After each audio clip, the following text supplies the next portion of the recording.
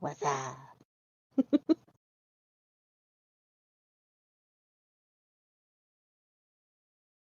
Come join.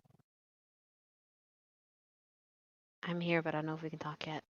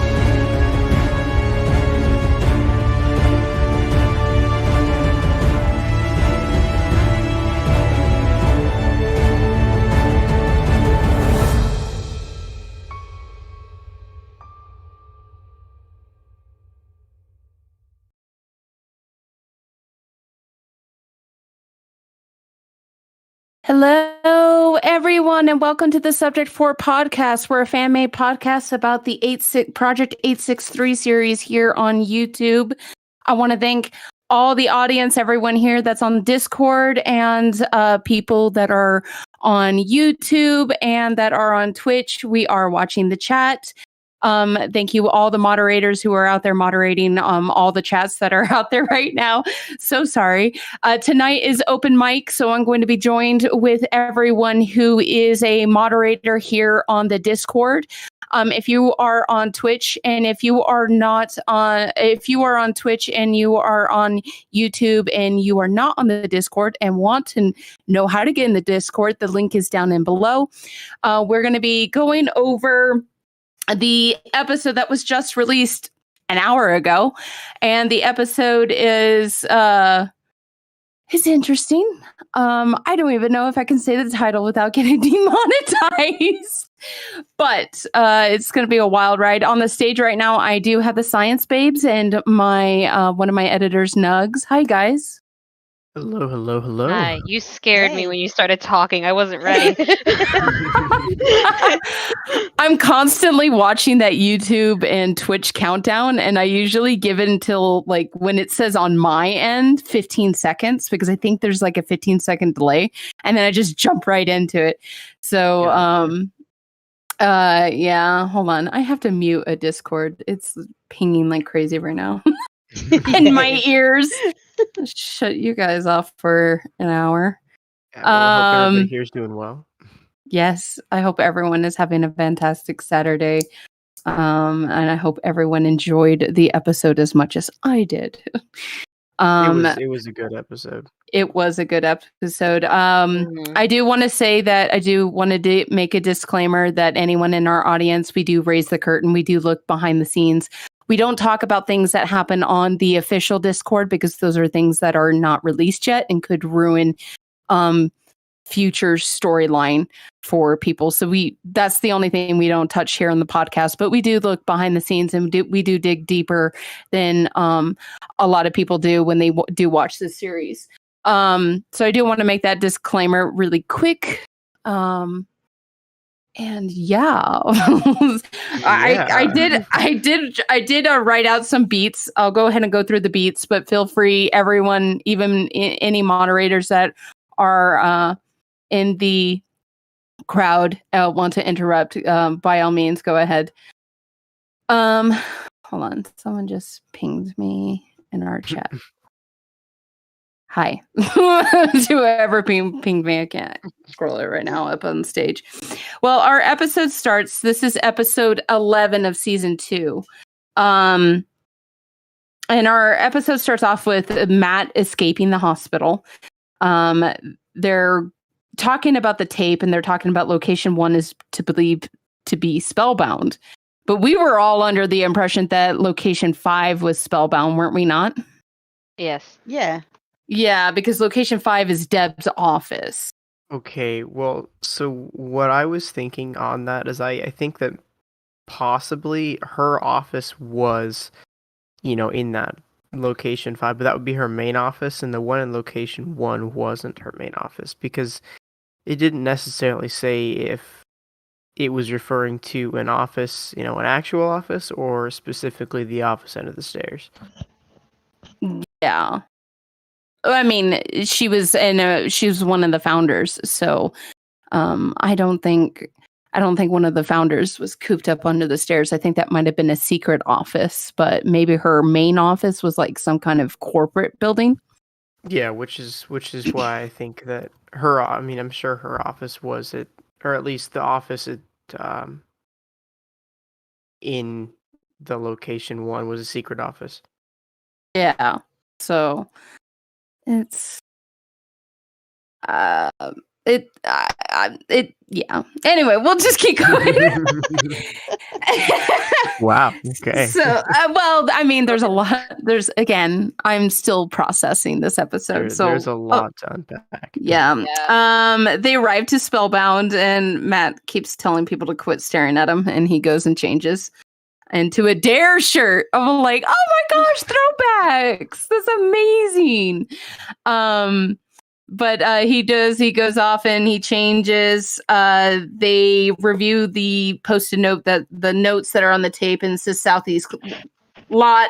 Sam takes out her compass on her phone and points to where the southeast lot is, and they kind of laugh about it because that's exactly where they found the mountaineer. Mm-hmm. And they go over there. And I don't know why they went over there, but I think they needed a walk or something. But there's no mountaineer there. They did joke about it, like, what if it turns up and it's there again? That would I would have lost my mind. Yeah, I think I would have freaked out a little bit then. That would have been timey-wimey, wibbly-wobbly stuff. Oh, it would have been. Oh, yeah. They decide to go to Goodwill. It's kind of awkward in the car. Matt's. I have it written here because I did the show beats today, and I have it written here that Matt is acting like a typical dad in the back seat. if you've ever had your dad in the back seat, you know what I'm talking about. They're either on their phone or trying to do like a word search, or they're pestering the hell out of you and commenting on your driving. Yeah, on your driving. So he's a typical dad right now. They go to Goodwill. They shoot from Matthias's phone. But they don't find a VHS player, and Matt demands an apology. But he does say he forgives us. Matt being a typical dad in the back seat, he's begging for food like a child, and he wants real food. He wants to go In-N-Out, but for some reason, Woods decides, nah, we ain't doing In-N-Out, Dad. We're going to McDonald's. And according to Matt, he wants to be randomized. Randomize me, Daddy. That's his exact words in the episode. That was the most awkward line ever. Randomize me, Daddy. I was like, what? Oh gosh. That's the second time today I heard Daddy come out of Matthias's lips because of Dope or Nope. If no one caught Dope or Nope after this podcast, not right now. Don't leave right now. A bunch of people just left. No, stop. Don't leave right now. Watch Dope or Nope tonight. It was, oh man, I was laughing up a storm. It was so funny. But sorry. Just scrolling through the chat, making sure I'm not missing anything. I watched Dope and Nope in the morning. I don't have long tonight either, so. Yeah, it was really funny. But they go and get their McDonald's. They take a break. They eat their McDonald's. And again, Matthias is kind of trying to be lighthearted. It's the Matthias that we've seen in like season 0, season 1 kind of. This is season 1. He's starting like towards the end of season 1. He's starting to become the Matt that we know of season 2. But this Matt is a Matt that we have not seen since like 0, where he just wants to have fun and make everything lighthearted. They go to a second Goodwill, and again, there's no VHS tape, and Matt is demanding another apology from Subject 4 and is kind of teasing us that, oh, well, not everyone can be right. And he's just taking a dig out of Subject 4. Woods mentions that his aunt's house is nearby. They go to the aunt's house. Matt does us a big favor at the aunt's house and actually grabs the monster tapes. So we're gonna see the monster tapes. They head back to the studio. They test the tape with the other tape that they found at the location that Woods and Sam went to when they had split up. And they found that there was another ending. And it was really creepy, especially this saying, "Welcome to the winning side." that now this is when we start seeing Matt concerned again. So does that mean this trap was laid out for Deb and it's saying, welcome Deb to the winning side? So is this basically saying, welcome Matthias to the winning side? And we're kind of see that state of denial slip from him when he hears that. They do review the monster tapes to kind of make it lighthearted again. And it was very cute. Franken the half goblin in Canada. And a castle. Whichever. Yeah, in the castle in Canada. So we review the tape. The August the 6th, 2003 tape, and we see an individual leaving not the building that High Five is in, but the video that is over there in the southeast lot. The Mountaineers parked in front of it. A man, or I don't want to say man, but an individual comes out in a white lab coat, enters the driver's side of the Mountaineer. There's appears to be a second individual in the passenger seat that they can see moving around. They don't see much movement, but they can tell that they're having a conversation in the car. There is a flash, and people, they freak out. They believe that they witnessed a murder. So it's very interesting.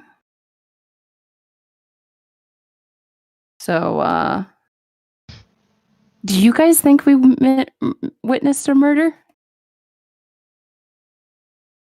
I mean, it seemed like it, but we don't know what. We couldn't quite see what was going on in the car. We know there's a flash, so we assume a gunshot. That's assumed. But the question is, was it a fatal gunshot? That's not the first thing I assumed. Camera. That's No. That's what I assumed. I assumed a flash from a camera. I assumed a gunshot. That's only because you heard the word murder, so. Yeah, maybe. Could be. Well, it's also a subliminal thing when you see murder in the episode title, you immediately think that there was a murder taking place in the car. But after coming from the monster tapes and I'm all lighthearted, I was thinking a camera flash. I was like, that's it? Like, that's the murder? We didn't see anything. We really didn't see anything. I feel like if we heard, there was no audio was the problem. There was no audio. Gotcha. Okay, this guy needs to go. Okay, I'm sorry. Hold on. I am Amanda. Says a firework happened in the car. Maybe they were trying to light a cigarette and the Zippo blew up. I don't know. Trying to think of other things, but it could have been a camera. It could have been because you don't see. I would have to review again. I've only seen usually I go over the episodes quite a bit, but I only reviewed this episode once. Did we see anyone slump over? No, they said that they saw the person in the driver's side stop moving. But again, couldn't see from distance. No. All right. The driver's side stopped moving. So then the passenger fired. Presumably. Yeah. Very interesting. Got to go forensics on this. Yes. I mean, we definitely have to. I mean, after Dad makes a quip about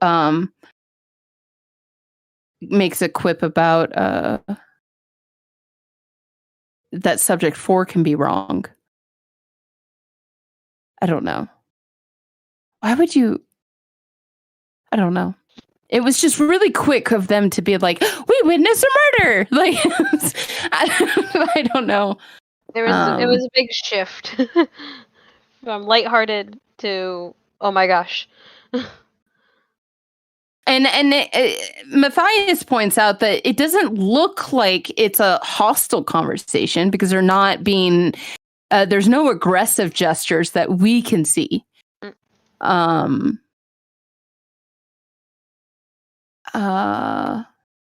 anyone have a screenshot of when the flash happens. Because usually when there's a flash in a vehicle, it lights up the vehicle, and maybe we can see more in the flash.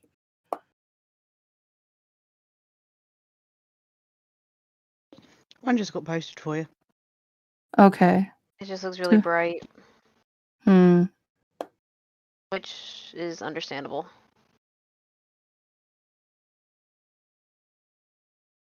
I didn't even see the other person until someone pointed it out. Like No, neither did I. I think Matt pointed it out.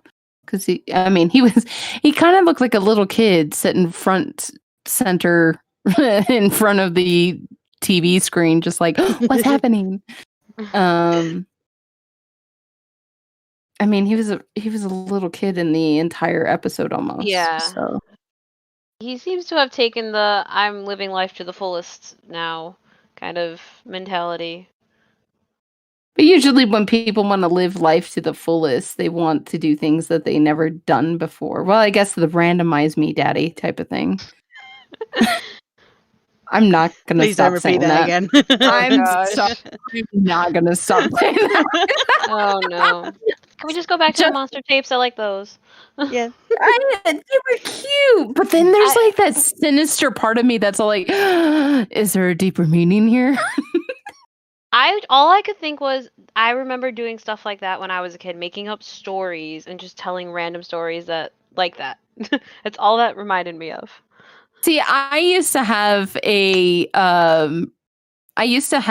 tape player that if you held down the play button and the record button, it would record your voice. And I would like pretend I was like a radio DJ. Everybody's done something like that.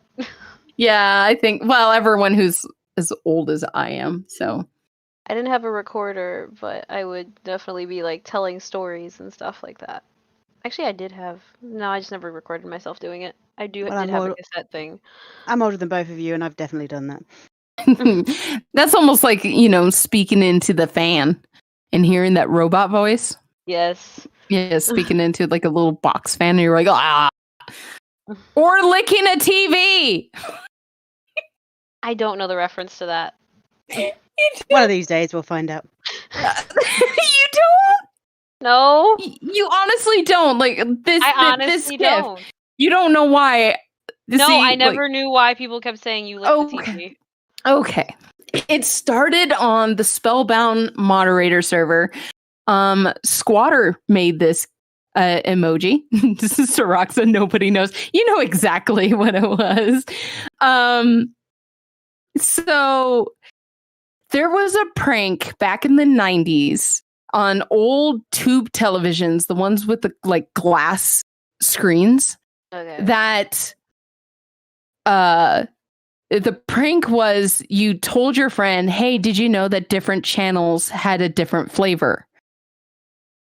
So you trick your friend into licking the TV screen. And of course, channels don't have different flavors. What would happen would there be a buildup of static electricity on the glass. So when you touch your tongue to the glass, it shocks you. Ow. Thank you, Amelia. She remembers this. Somehow I'm glad I was a toddler in the 90s. So I actually fell for this. There were a ton of neighbor kids that used to come over to my house because I had like the only pool in the neighborhood. So I was very popular. And the neighborhood boys were like, yeah, Artemis, if you lick the TV, it has different flavors. I was like, nah. And they're like, yeah, Channel 13 is my favorite. And I'm like, what does it taste like? And they're like, it tastes like ice cream. I'm like, nah.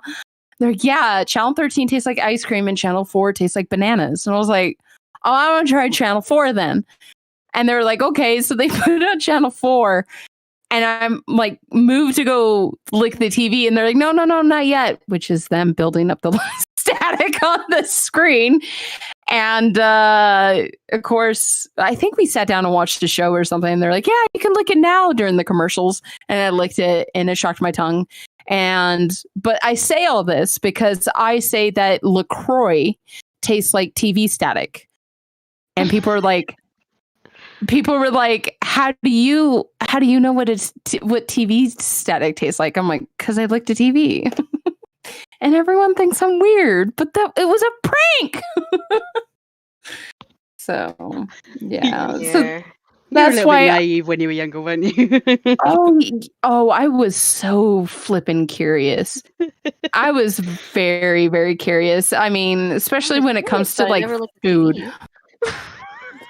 Well, I encourage you. Hey, Steph. So there's. If you go to channel 4, it tastes like bananas, but you have to get an old TV. Sure. I'm sure. I think I'm a bit scientifically proven. I think I'm not gonna test that theory. But the thing is, it's like, okay, people in colder weather. Have you guys ever licked a pole? No, because I've been told not to do that. Caitlin has, but the thing is I'm in warmer weather, so our prank instead of licking poles was to lick the TV. Oh dear. So that's where that comes from. So Matt, Woods, and Sam, if you want a lighthearted thing to do, go to Goodwill, get an old-fashioned TV, and see if you can get someone to lick it. I remember static coming off the TVs, but I never thought to lick it. It's okay. So Roxa, when I was little and watching The Christmas Story, I didn't understand that. I was like, what's happening to that kid's tongue? I just thought I thought he got it caught on something, like in the pole or something. So, but again, I'm a desert rat. I was born in New Mexico and raised in Arizona. So what do I know about snow? My first living in snow was when I was living in Scotland. And I remember standing out by the car and it had snowed all night. And so there was a buildup of ice next to the car. And I was just standing there and I shifted my weight a little bit and I fell right on my butt. And I'm like, what the heck? Like, I was just standing there. And they were like, oh yeah, everyone laughed at me. I have a lot of stories. So what are we talking about again? We got distracted by we went from monster tapes to somehow Artemis licking the TV. Well, we were talking about like things you did as a kid back in the 90s, like everyone recorded themselves. I was referring to with the episode because we got really sidetracked. I know, but there was the monster tapes because Woods playing with the recorder is something that's not unheard of. Right, exactly. As kids. I used to call my grandmother's answering machine because she had those old-fashioned ones that actually recorded on tapes. Mm-hmm. And so I used to like I don't know. I would call up and be like, "Grandma, I see what you're doing. Don't touch that, Grandma." And then I would just go and steal the tape, and I thought it was funny. I remember having a cassette player. That's about it. I remember telling stories, but I don't remember who recorded them. Anyway, back to the murder. Don't get me demonetized. Sorry. Back to the potential bad thing that happened in the car. Somebody in the chat had mentioned that they didn't see any sort of when they had first gotten the Mountaineer, they didn't see any sort of bullet holes anywhere in both the upholstery of the seats and or the door. So that is true. It's not necessarily going to be a through and through just because it's close range. Right. Well, okay. True. I'll do a quick little search while you guys talk about that. But it was interesting to see a flash, and it doesn't look like it was. It looked too bright to be a camera flash. I mean, I know they're fairly bright. I know it would have been bright for the time frame, but I don't know. It was just kind of interesting to me. And obviously, we don't get any sort of what am I looking at? We don't get any sort of audio from that particular clip. But I think there's a lot of possibilities of what it could be. We just they're kind of assuming that it's a murder just by looking at it. Some people are saying it could have been a flare gun. Yeah, because you don't see one person going in and another person coming out, right? You just see one person going in, and then you see a flash, and then the whole thing ends. That and the fact that there was shattered glass that came hello, off. Ink Knight. Hello. Hey. But yeah, the fact that we couldn't see shattered glass really didn't fit right. Like, Can I also point out something about like a previous episode? Me and Steph have been through like most of these episodes today. When they got the Mountaineer, there was like a circular spot of blood on the back seat in the middle. Yeah, there was some stuff in the But there back was seat. there was no splatter to it though. Right, exactly. I mean, So- obviously, it could have been The clean, theory should have but- been, well, yeah, but the theory should have been that they were shot in the back seat. I do want to make a trigger warning for anyone. We are going to be talking about the M word. We are going to be talking about guns. If you are sensitive to that, if you're sensitive to that to those subjects, like I'm about to post a picture of a gun. If you're sensitive to those subjects, I'm so sorry. Thank you for coming anyways and trying to support us. But this episode is going to deal with that. But saying that, here is a image of a revolver flash. I mean, what I find interesting is usually, you'll see guns when you shoot, right? Usually the flash doesn't go for that long. Usually it's a split second, and you don't get it for as long as you got that. I feel like you barely see the flash when you shoot a firearm, but it's really interesting that the flash is more prolonged in the video footage. and it wouldn't have lightened up the entire car, right?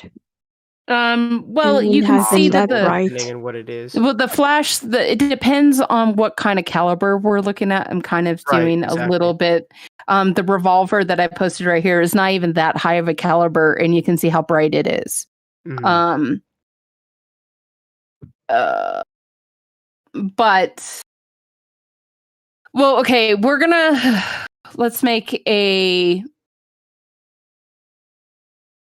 deduction. We're not going to be shooting. Okay, the guy in the vehicle, in the passenger vehicle, is not going to have like an AK on him. He's not going to have some kind of rifle. He's not going to have a shotgun. He's going to have something kind of small, like a handheld type of gun. So, based on that, most common handheld guns in. It does have military tags, doesn't it? The It has Mountaineer did. It has naval military tags. Yes, the Mountaineer did. But it doesn't necessarily mean the person who was in the vehicle waiting for them had military grade access to things.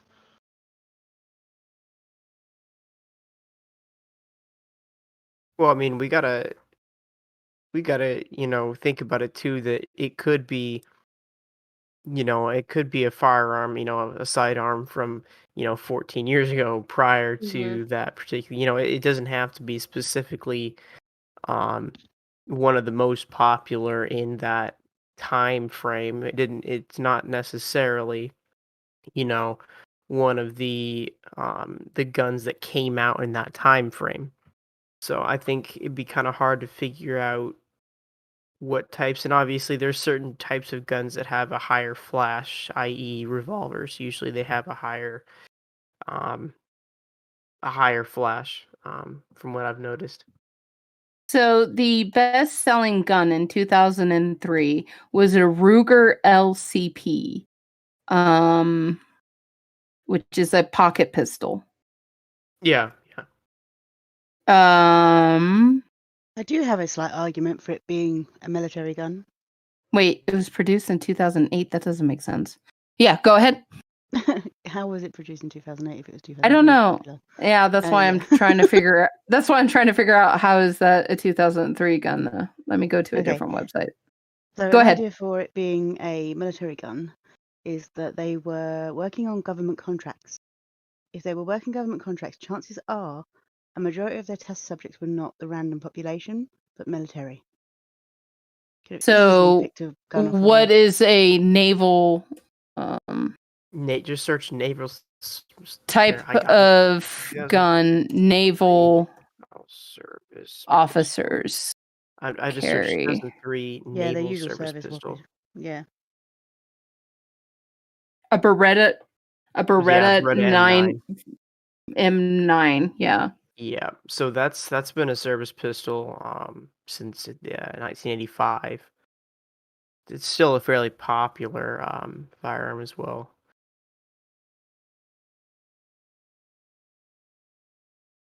But I mean, it's not like we're going to be able to find out what it was just by looking at this, far away camera footage from No, but security with camera with the we do Yeah. have quite a bit of data to make a deduction. Exactly. And here is the flash from a Beretta.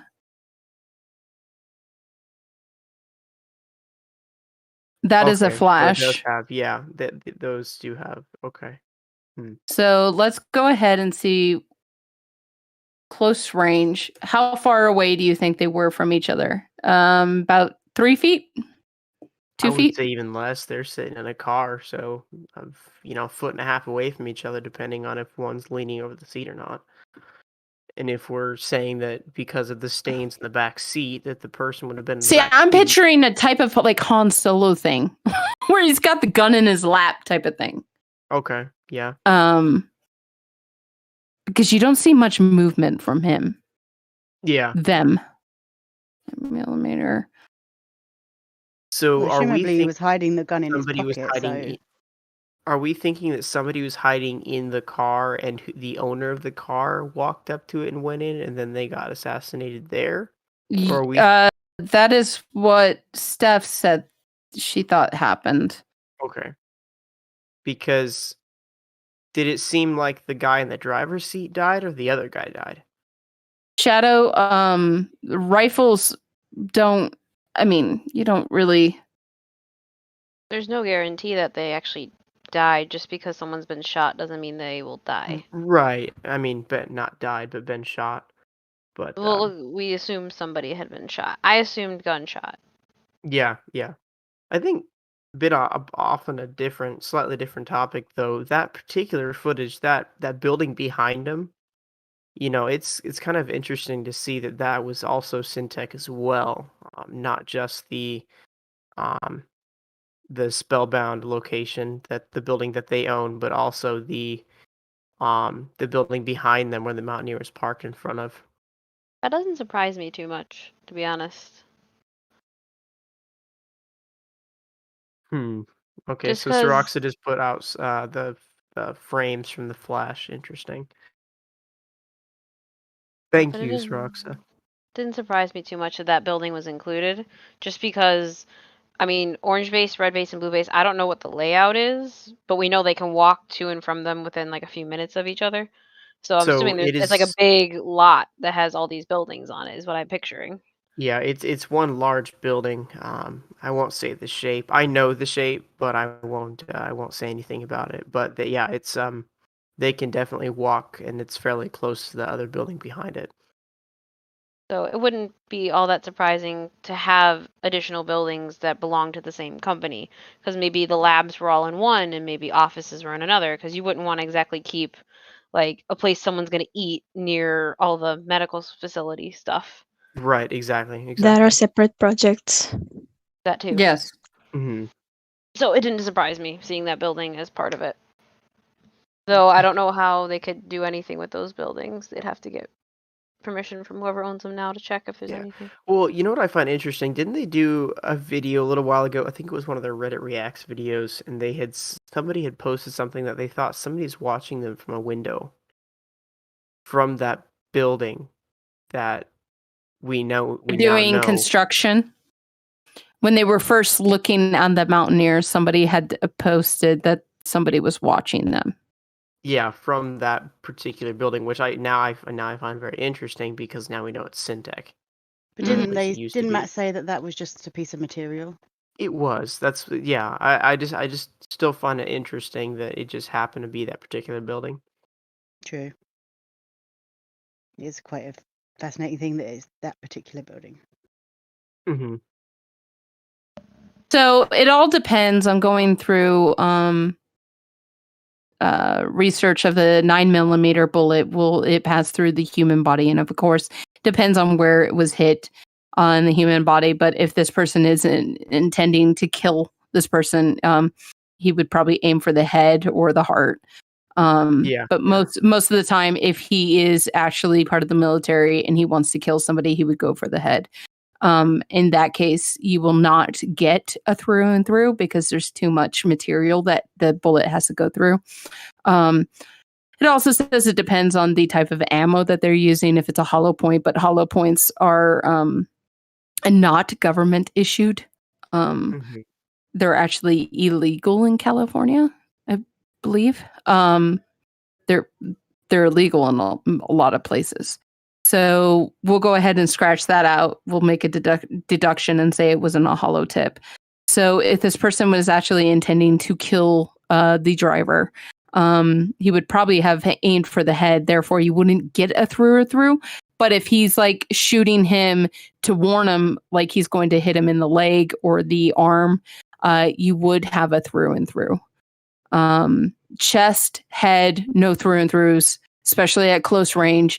The bullet doesn't have time to build up its full momentum at that range. Right, because it goes straight from the barrel to the person. Yes, into the person, and it doesn't give that much momentum. But as of right now, it's a coin flip if we're going to get any kind of damage to a window, because that was my thinking. If you're going to shoot someone from the passenger seat that's sitting in the driver's seat, you're going to have the window break behind them. And wait, let me do a little bit more research. Sorry.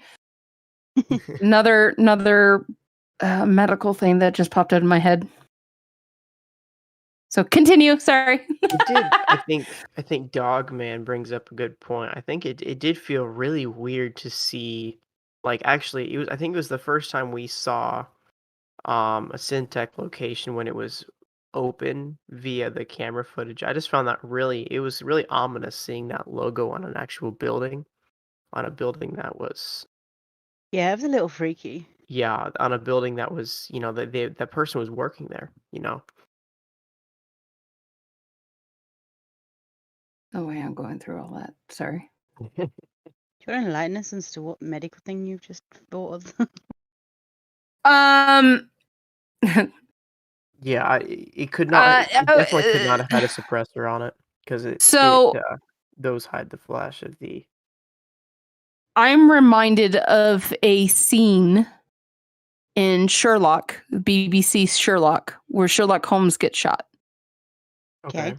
And he's going through his mind palace and what to do, and he's like slipping into shock, and his mind is basically trying to scramble on what to do.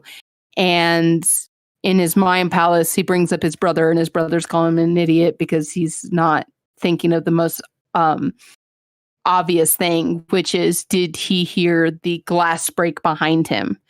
And he said it didn't. So the bullet's still trapped inside of him. So in his brain, he's processing how he can survive this gunshot. Does he fall on his back or does he fall forward? But the thing is that in his brain, he falls backwards because he knows that the gravity will work for him by maintaining the blood loss and keeping as much blood into his body, because the bullet is only in the front. The bullet wound's only in the front. And I'm trying to remember, because he said something about it being through and through, and the chances and the probabilities of surviving a through and through. Because I know when you do a through and through, the bullet enters smaller than its exit. And believe, and I wanted to double check my theory, that a bullet that is actually lodged inside the body is actually better for you than a Yes. through and through. But I wanted Yeah, to I'm double pretty sure check that's that. right. I mean, you're it not makes gonna. sense. Yeah, I mean, you would have the bullet plugging the entry hole if it's not a hollow tip. Hollow tips are different stories, but you would have the bullet puncture through the body, maintaining a cover on it. So, okay. Could Deb have been shot? I'm just wondering. It's possible. I mean, Yeah. we haven't ever Yeah. confirmed that she.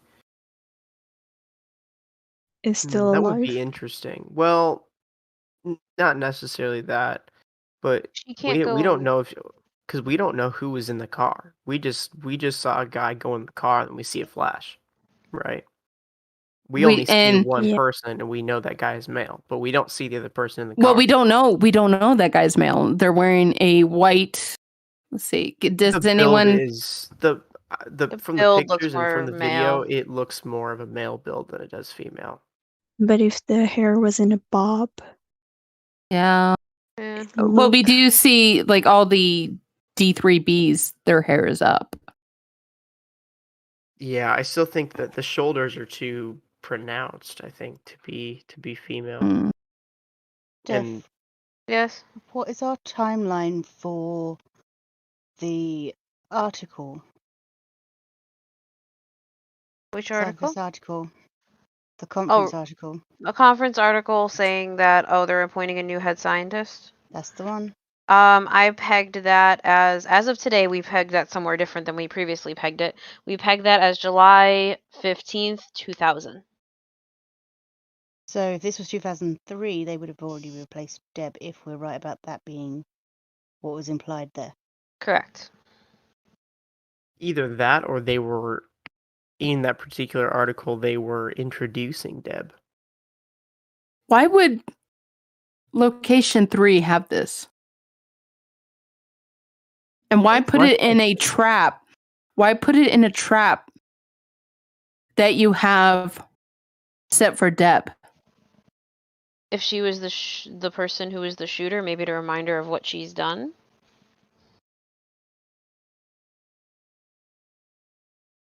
He said, "You know what to do." The guy on the tape. Well, The new ending It's that we got. leverage.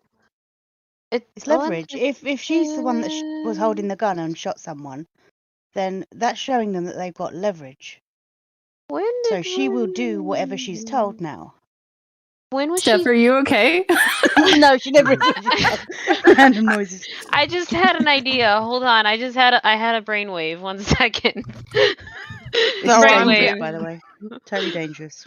I need to zoom in on our timeline. Hold on. Was Okay. that in Alright. 90? When was that? So- When did we peg this? Sorry, I'll mute myself. I'm so sorry. So No, you're real fine. quick, so what I'm seeing in the chat is somebody's thinking that this is possibly a second Mountaineer. Not one that we've seen before.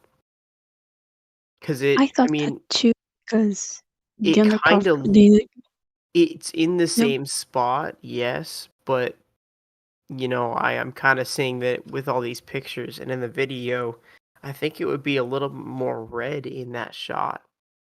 Because it's Do you like think it? straight black. It looks I more mean, like it's a whole darker 90s scene- blue. camera. Yeah, that whole It's a scene what? was really Right. dark, so It's an old Right. camera. It is, Mm. but you can also see the green fairly well, and you can see the red in the Syntec logo fairly well. that's probably lit though. I has what I'm looking for now. I'll let you. What is it that you has? So I was trying to figure out when did we peg the Syntec Site 3 demo? We pegged that to be April 12th, 1999. That's when they wanted Deb to get captured, right? So Deb was meant to see that tape in 1999. That tape had to be placed there later then. Because we pegged that being then. So, I mean, we could be wrong about the year, but if our logical assumptions have given us the correct year, there's something wrong with that there. That tape had to be placed there later, unless we're doing timey-wimey, wibbly-wobbly, all that stuff. We always get that around the wrong Oh, way. I do have math on that too. Where did my notebook go? Because we I- did it based off of somebody who I posted on Spellbound about when VHS tapes were popular, and we went off of that. It was in one of the podcasts. Here, you guys talk amongst yourselves. I just remembered that I actually calculated how much energy it would take for Deb to jump 18 years. So hold on. So you guys talk amongst yourself. I'm going to go get my calculations. Okay. Jump yeah, 18 do years. what now? she I watched the video she sent us about the time travel stuff. It was very fascinating, guys, let me tell you. But so if that's the case, that tape had to be placed there later, because we assumed that was supposed to, that was supposed to happen in 99. So maybe after they didn't trick her into going there, maybe somebody put the tape in there. I mean, that facility obviously was in use for some time, right? I'm sure when Deb was supposed to go there, it didn't look like the horror house that they walked into, right? But then again, we Right. could be playing the mind game that Deb actually did go there, but didn't fall for the trap. Which is also And that possible. she's the one that left the tape. Is also possible. There's so many things that could have happened. So, I What think I'm really interested in is in those few seconds where the two people were in the car and there was no gunshot. What happened? Yeah. Did they Hey. talk? Did they not talk? Because like that wasn't just a get in and pew pew. That was there was a few seconds. Yeah, and they clearly weren't going to drive away. And that person didn't seem like they were scrambling to get out of the car. Like they got in the vehicle. Like when they opened the door, I'm assuming they saw the person in the car. Like, right? They specifically went to the car. They must have known they were in there. Yeah. And they didn't like immediately try to get out. Yeah. No. And because if you open your car door, like you see someone who's not supposed to be in your car, I would assume you would slam the door and run. Or I don't know. Maybe it's just because I've been taught to like always check your car before you get in. Like look in the window, make sure there's nobody in there you don't expect. Yeah, also, if you didn't expect them to be in, if you opened your door and you saw someone sitting in your car, you wouldn't just get in. Yeah, I would assume you would see them. Even like I don't think the windows were tinted on the Mountaineer, so I think you would see in the car. I think also it's illegal to have side windows tinted. I think Well, the at back least windows are tinted, but not the front. the front ones, I don't think anywhere you could have those tinted. I think it's illegal in all states, but I might be wrong. I'm pretty sure it's Front illegal where I am. ones. Yeah. But the thing is it also has military tags. So Okay, if it's so military maybe- police, they might have it. Yeah, but you can still see the outline of somebody when the windows are tinted, can't you? Yeah. Regardless, that person knew that person was in the car and still willingly got in the car. So Exactly. Gemini says what type was it, day, was it night, what time are we looking at in the tape, so we can calculate how much light that we should be seeing. It looks the street lights are on, so somewhere in the evening would be my guess. I'd say early evening, just like sunset sort of time. Yeah, because more there like is still some light there. It's not pitch black around it. you're getting light from inside the building, so definitely like dusk till into the night. Yeah. The sign also, Avery Avocado said the sign looks to be illuminated as well, so most likely closer to the evening. One of the street lamps was flashing, by the way. I see street lamps flashing all the time. That doesn't surprise me. They don't necessarily change the light bulbs in those things. But have you seen them from a murder? No, I'm just kidding. I would hope not. I would hope not. Walking down the street, that I'm not about to witness a murder if I see a street lamp flashing. Though it would probably freak me out. If a street lamp is out, I'd probably walk where there's more light. But yeah, that's just a safety thing. Okay, you ready for all the math? Go on then. I don't know, but okay. Brace for impact. All right, guys, I'm so sorry to do this for you, but this is stuff that I know it doesn't have any much to do with this episode, but this is following up on previous episodes. So here you go.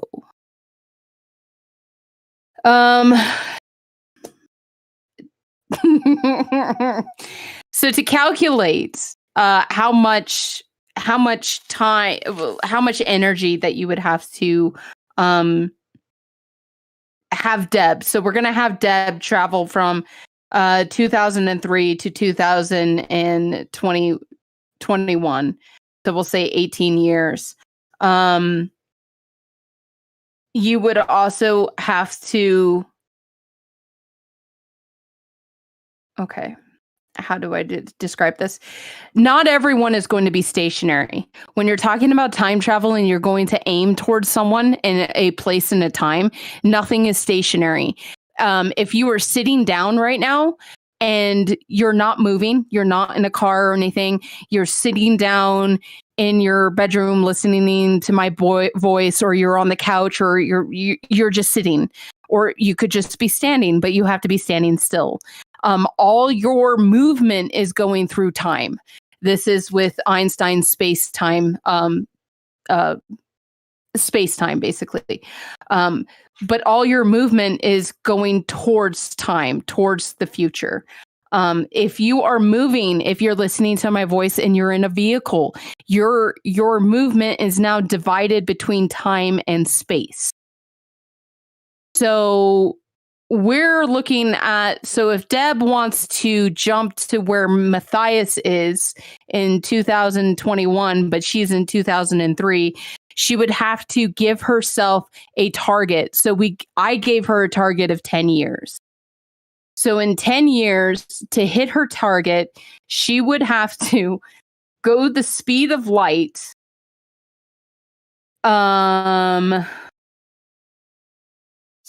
Sorry, me and Brandon did this a couple of days ago. Brandon, if you guys don't know, is this modern day. He is actually one of my producers here in the podcast. We were calculating this. So we believe that she would have to travel the velocity of 1.3 to the 8th power, the speed of light, for 10 years. That's how much energy she would have to accumulate, is to go the speed of light 1.3 times over the course of 10 years. Does that all make sense? Yeah, that's a lot of energy to do that, to even maintain that kind of speeds. So, sorry, I wanted to kind of put that out there, that if we are talking about time travel in Shade's theory, and if anyone wants to see the calculations, I did post them in the chat. But I do have the actual equations where we're doing the time dilation equations on how to project someone and how to figure out. So if anyone is curious about that, you can DM me on Spellbound and I can send you all these notes, and you can check our math if you want. If you're a theoretical physicist out there, any theoretical physicsts out there, please hit me up. I'm not, but can I have a copy anyway? I'll stick to computer science, I think. I like that realm better. I'll talk about AI and stuff till the cows come home. Yeah, I mean, to me, that is more science fiction than anything. And yeah, Shadow. That gif explains my head right now. But I mean, going down the rabbit hole of time and the illusion of time, because of I think it's safe to say that there is some sort of time travel going on. Yeah. But if we're thinking about like what Shades is thinking about, we're talking about so much energy. And it's going to take so much energy to get this done. I believe it's wibbly wobbly, timey wimey stuff where she's just seen into weaker parts of time. At specific locations, she can actually look through a weak part of time, one of those time waves, and actually see into our era. She's not actually going into our time, but she's just seeing it. Because to actually physically take your body, that's what we're talking about. Artemis, I'm going to pin your math so people can find it, because people are asking where'd you get it. So okay, so that they can see it. Yes. Also, if you're looking for some research material, The Illusion of Time of Fabric of the Cosmos, you can find that on PBS.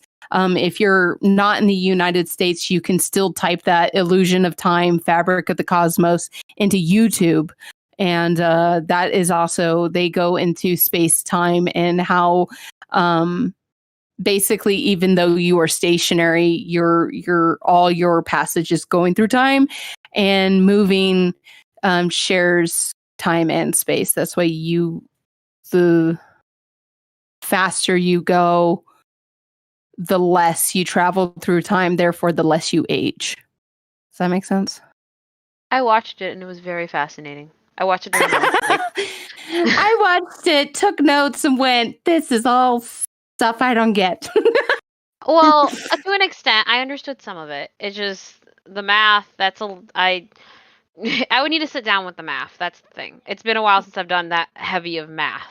Well, if we want to go into the theoretical physicists, I was listening to a physicist. Let me pull him up. Let me find out who he was. He had a really nice accent. He was talking about the illusion of now. That there's every single time that we're thinking about, like, if you think about the moment now, I'm right now sitting at my desk. Where are you at right now, Kaylin? I am sitting on my bed. Steph, where are you at? I'm sitting on the couch in So- the back room. Okay, so you're sitting on a couch, I'm sitting at a desk, she's sitting on her bed. That's what we're doing now, right? Yes. But now that's then. Well, that's the idea that you're There constantly is no traveling now. into the future. Yeah, you're constantly Yes. traveling into the future. And the thing is that we never experience now, because the time now is actually being processed in our brain. It takes our brain a couple of milliseconds to process the now, which was already a then. So we're always experiencing a then and never a now. Does that make sense? Yeah, we're Basically, we're constantly dealing time with traveling. Yeah. Constant Yeah. lag. You're Yes. constantly well- time traveling into the future. Yeah, but we're constantly lagging. And that's what he was saying. And this theoretical physicist was also saying, so if you are listening to an orchestra, a symphony, and you're listening, I can't remember what person he was talking about. This is a direct quote from somebody who's probably long and dead now, but you don't like how the human brain consciously recognizes a symphony and can recognize that it's a beautiful symphony. One of my favorite composers is I have to look up his name, but it's basically the guy that wrote the Dark Knight Rises music, the Dark Knight trilogy. He also did Pirates of the Caribbean. Fantastic composer. He's one of my favorites. So the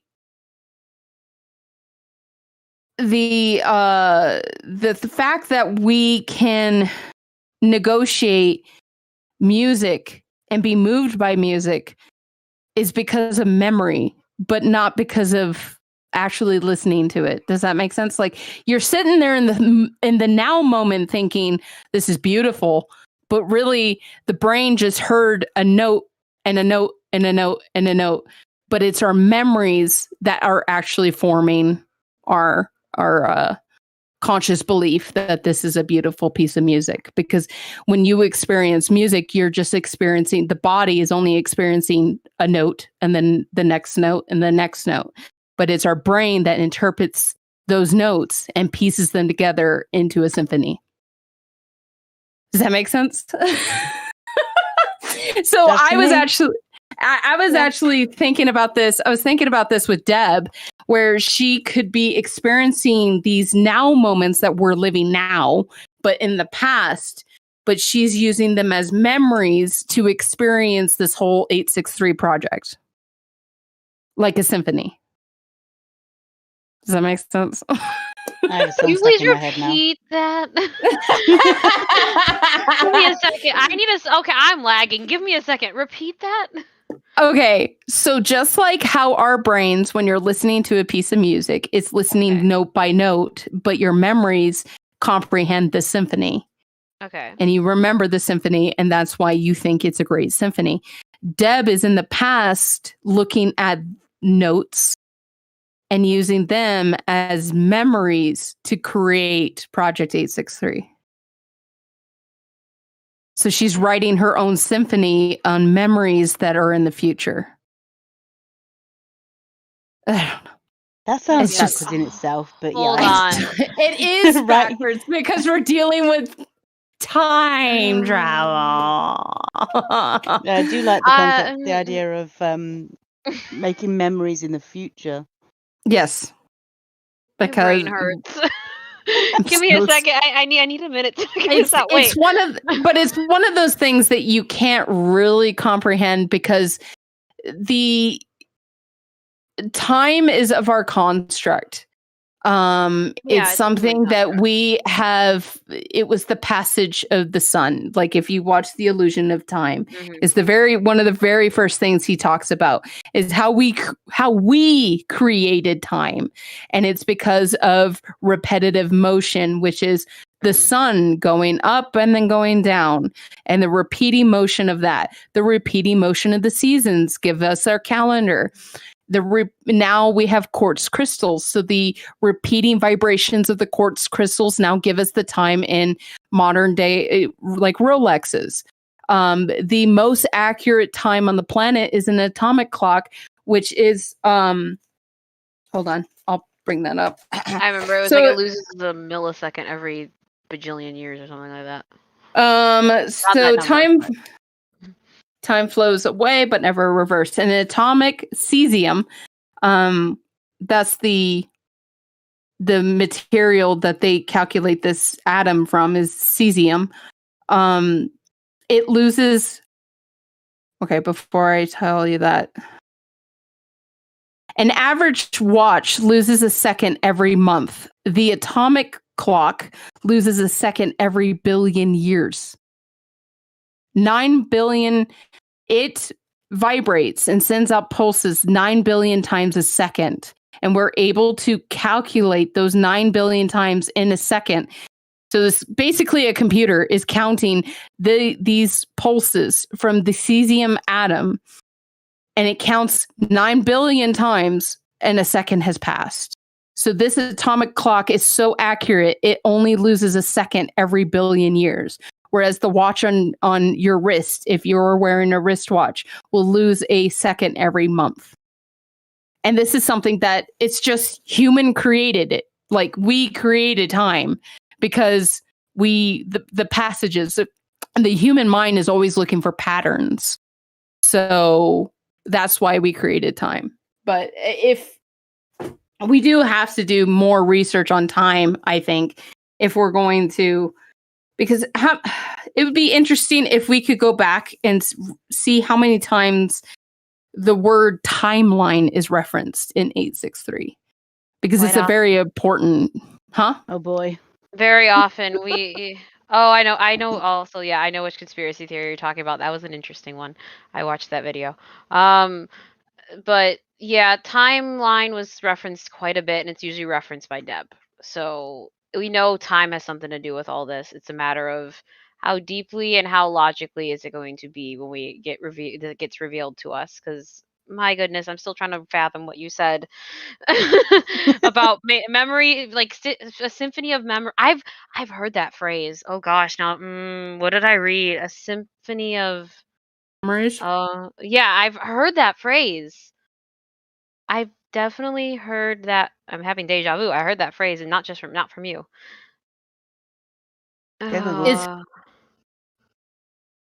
I'm gonna have to do I'm gonna have to do this when my brain is not By Shadow doing what I did today. I spent a lot of time working on stuff today, so my brain's just not. My brain's hear you. Inspiring at this point, so I do apologize. I have been hoping, so I've been getting a Dungeons and Dragons group together, and my brain's a little fried because the people that I am playing with, I've never played, but I've been Dungeon Master 3 times, but I've never created a character. So, but the people that I'm playing with, I'm going to say 3/4 of them have never played. So I'm trying to help them build characters and how to organize stats and stuff like that. So my brain is a little fried too, because I'm all like, so, but I still haven't even built the character. Okay. if anyone in the chat out there knows Dungeons and Dragons, we are playing edition 5. What kind of race should I be? Steph?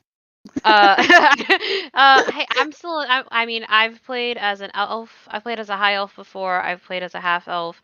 I've looked at shifters. I've looked at Kalshatar. That's a very interesting one. It depends on what you're going for. You're going for more of a.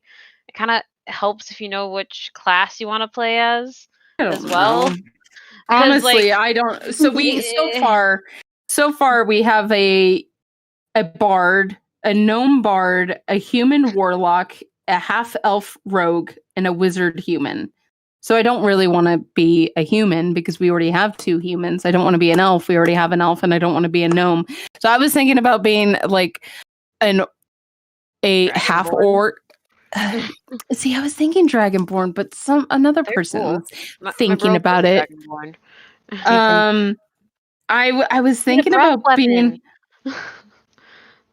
a what? A breath. I was thinking a breath.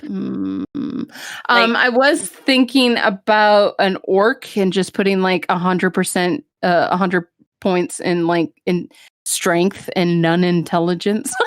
Oh and gosh! Just be like Hulk smash the entire You'd have to go for like barbarian then, because you can do rage, reckless rage, all that stuff. Oh yeah, that'd be fun. Yeah, we don't have a barbarian. That would be very much melee heavy, so that would be interesting. And we don't have a tank. Basically, well, you need a tank, so that would work. There you go. You could be the tank. I will be tank. Sorry, again, we're getting on our rabbit trail. I think you just named your character too. Tank. Yeah. Tank. Hulk smash. Tank smash. Oh my gosh! Because I'm picturing like that guy from Ragnarok. What's his name? Where he's all like, he wants to do a revolution, but they ran out of pamphlets. Thor Ragnarok, and I want to know what I'm talking about. Oh, the rock guy, yeah. Yeah, Gorg, yeah. I'm gonna be Gorg. Fun. Stage a revolution, but run out of pamphlets. There he is. There's my character. Well, there you go. That's what you're gonna be. You can be a half full orc or a half orc, depending on what your DM says. Borg the orc. A barbarian. I would say I don't know too much about barbarians because I play a artificer, but yeah, artificers are fun. Well, I mean, we're just starting off, and I mean, I'm thinking about streaming it, but I don't know yet. I know that some people in the group want to stream it, and so look for that. Look for my Dungeons and Masters meetup with a bunch of nerds. Just a bunch of nerds. Being a nerd. Oh, well, there's nerds, like cool nerds, like you guys, and then there's nerds. I mean, I play Dungeons and Dragons. So do I dragged her into Dungeons and Dragons, so. Yeah, Nettie tried a couple of times at first. Didn't work. I finally dragged you in. That GIF deserves so many reactions. I'm giving you so many reactions to that GIF. It's Deadpool sitting next to Gork. No. So, sorry. I'm so sorry. We're going on so many rabbit trails. But that kind of pertains to the podcast because I might be streaming it. So, we'll see. Anyway, back to timey-wimey. We were talking about timey-wimey stuff. Timey-wimey stuff. But, I mean... While you're on a pause, I'm going to have to abandon ship. Okay. Okay. Yeah, unfortunately, I work early in the morning on Sundays. It's my only early. Yeah. So I'll catch you all later. All right, see you. Bye. Bye. I hated that character in Harry Potter. I'm sorry. Everyone loved him. I hated him. You hated Dobby? I hated Dobby. I also hated Smeagol from Lord of the Rings, and everyone's all like, "Oh, but he's so cute." No, I just want to punch him in the face. I mean, I was sad that it died, but I'm like, whatever. All right. Yeah. So, what else do we want to talk about then? Back to contest. Honestly, we got the answer to what happened, though. How they escaped. We got audio of how they escaped. That was answered. What do you think about that? That kind of gave me chills having to hear that. I mean, Woods jumped into action. He went from being stunned to, okay, we need to do something now. Let's go. Whereas Sam was panicking, because I can understand why she would panic. And at least it gave us some sense of answer to what was going on. Because I know I was very confused when it jumped from them being in the vault to now being in a hospital. And it kind of helped having that, even though it was just audio, like your brain can kind of, at least I know I can do this, and I'm sure there's a lot of other people who can do this, where you hear the audio and you can kind of picture in your head what you think is actually happening. So I think it helped a little bit. I mean, yeah, I thought that was, it did give me chills. Like I was like, whoa, like I was scared listening to it. I literally vocally was like, what the heck? I'm not gonna swear. Right after I watched it. And whoever was near, like I said it out loud, and my family's like, "Are you okay?" I'm like, "Yeah, I'm fine." Just was a bit shocked, but It was, I mean, Woods is, I mean, he went into like he went into instead of fight or